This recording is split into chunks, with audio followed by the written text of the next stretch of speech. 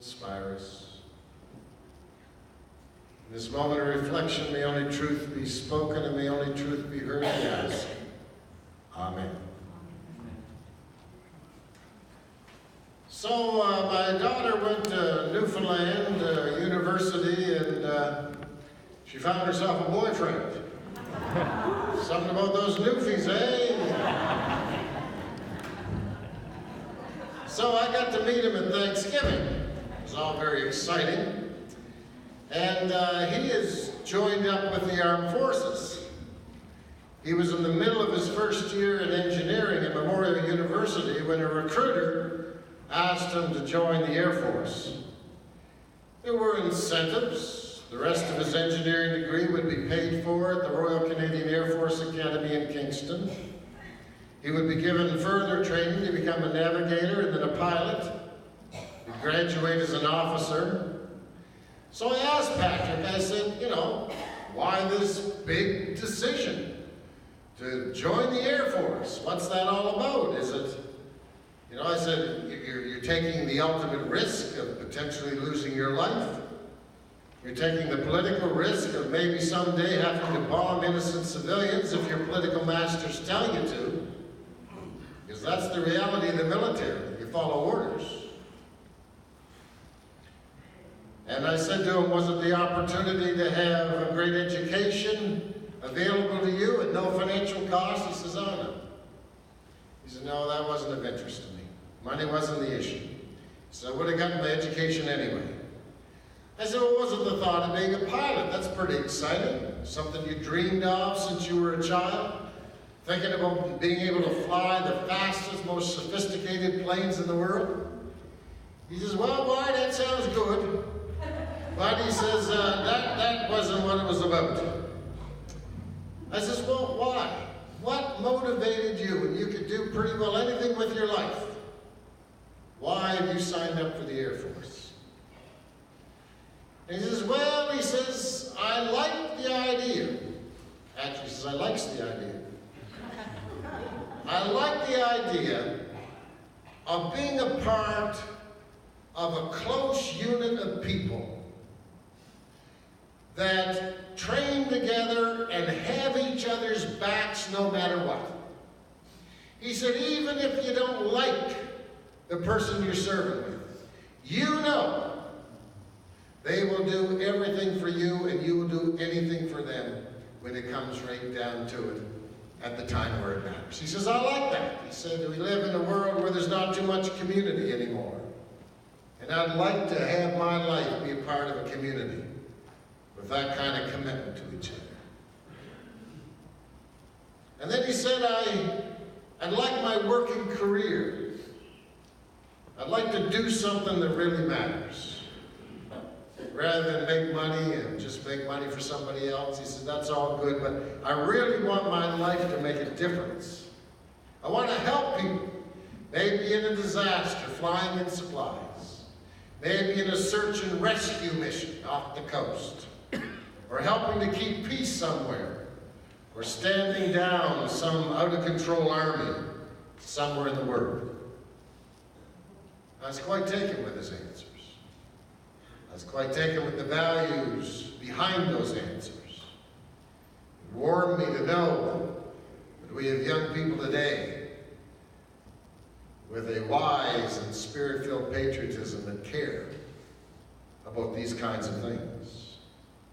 And it seems to me that what he said embodies the values of those we come to honor today, who are willing to give their lives to support their mates in battle no matter what, who are willing to give their lives to protect their country from losing its democratic freedoms. When we talk about freedom, let's think what we mean. The freedom to follow our conscience, the freedom to worship as we will, the freedom not to worship if we will, the freedom of thought, the freedom of the press to criticize the government, the freedom of people to gather peacefully, the freedom of groups to form, to pursue their interests, even if the government doesn't like their interests. The last 2 Sundays, we have noted that these freedoms have come to us because of the struggle of our ancestors through hundreds of years, who refused to just sit back and let the government get away with bad behavior. From the Magna Carta, the struggle to force the king from being able to arrest anybody he doesn't like, to force the king and the queen or the prime minister or whomever to live under the same rule of law that we all do. Or the rights of women to vote, which were fought for early in the 1900s. Or more recently, the right of gays and lesbians and bisexuals and transgendered and queer community to live in peace and to marry like the rest of us. Our democracy is a living story that has evolved because of the sacrifices of good and courageous people, average citizens like you and me over hundreds of years. And in the times of violent military attacks, it's our military who has done what was necessary to preserve the peace and freedom of our democracy. The military have not given us our freedoms. They have been fought for as we must continue to fight for them. But they have preserved them. They've kept us from losing them. They enable us to continue the journey toward a more fair society. And our military in Canada is fortunate. Unlike most soldiers, they have been able to fight to preserve freedom. Most soldiers in the history of the world, 90% of the soldiers in the history of the world never got to fight for noble reasons like preserving freedom or preserving democracy. No. Most soldiers had to fight for kings and dictators who simply wanted to steal from other countries and control them. That's what most soldiers have had to fight for. And what keeps them going is fighting for their mates. That's one thing they can believe in, even when they know that the reason they're in the battle is bogus. And it's up to us, the citizens of Canada, to ensure that our military not be used ever for strategic interests. When you hear that word strategic interest from a politician, run away. Our military must never be used for strategic interests such as money and influence or even revenge. Strategic interests are of great importance to politicians in power, but they have no place in putting our military in harm's way. Thank God the Chrétien government refused to send our troops into George Bush's illegal war in Iraq, a war which had nothing to do with preserving freedom, which gave rise to ISIS and the slaughter of thousands. How sobering that the official opposition at the time, were they the government, would have put our troops in there. That's how touch and go these things are. That's why we need to be active citizens. We best honor the sacrifices of the fallen and the wounded by ensuring that their governments task them with honorable missions. And we best honor them by living every day as responsible citizens, bearing our responsibility to make governments accountable and to make this country better tomorrow than it is today. There's no place for cynicism or for a jaded point of view that says there's no hope for a peaceful world. Haven't you heard it so many times? Maybe you've said to yourselves, oh, it'll never end, war can never end. But our ancestors knew better. 3,000 years ago, they had it right when they wrote, "For out of the universe shall go forth instruction, and the word of the Holy One throughout all the nations. The Creator shall judge between the nations and shall arbitrate for many people. They shall beat their swords into plowshares and their spears into pruning hooks. Nation shall not lift sword against nation, neither shall they learn war anymore." That, my friends, is the dream the Creator has placed in our heart, because it is possible and will happen. In this day of negative media reports of atrocities committed around the world, repeated every 15 minutes on the hour, we are all in danger of losing touch with reality. I suggest today that we've all lost touch with the reality I am now talking about. The reality that the people over the years who have struggled and who have sacrificed, the soldiers who give their lives, they have accomplished more than any of us give them credit for. We have no idea how much more peace we have today than our ancestors had. No idea. We are completely out of touch with the facts. Despite all the violence in the world today, it's never been safer from war to live on planet Earth. Let me give you some facts. Before 5,000 years ago, before the rise of the empires, when we were tribes of hunters and gatherers, we fought other tribes to take what they had, and we fought amongst ourselves as to who would be chief. And 125 people per 100,000 died every year through war. Then the nation-states appeared: Egypt, Persia, Greece, Rome, and the imposition of their law and order, even though brutal by our standards, lowered the death rate from 125 people per 100,000 to 50 people per 100,000 who died every year because of war. Remarkable. And last century, with 2 terrible world wars and millions of people killed by Hitler, Stalin, and Mao, the death rate still had plummeted to 5 people dying per 100,000 because of war. And this century, we're down to 1 person per 100,000 dying because of war. How sad that we are not aware of this.